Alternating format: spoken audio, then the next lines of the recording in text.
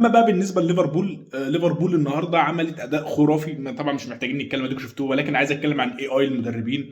ارن سلوت اللي كسر عقده ريال مدريد لليفربول من 2009 ما كسبهمش. مدرب فتاك، عرف ان الليله عايزه شكله، لاعب مش هيتراقب، لعيب مش محطوط في الحسبان. نزل هوب نط مش متراقب، رزع الجون الثاني وخلص الليله. مع ان ريال مدريد ما بتخلصش، ده عندهم شخصيه البطل وقوه الاصدقاء وحوارات كده. بالنسبه لنونيز ارميه في الزباله. دياز اناني في حاجات، وفي الحاجات اللي المفروض ما ينيش فيها مش عارف. دياز ده ما تركيبه امه ايه.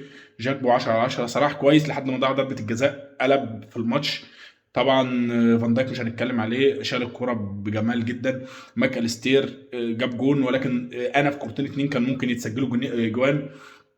الواد برادلي جامد، قطع الواد مبابي قطعه جامده. الحاس ايه الجمال والحلاوه دي؟ يلا خليك يلا كلير كده واطلب انا عايز اروح برشلونه. يلا برشلونه مدينه جميله، يلا هنروق عليك والله، هتلعب الاول. لو عجبك الفيديو اعمل لايك، فولو اخوك، احب اخوك.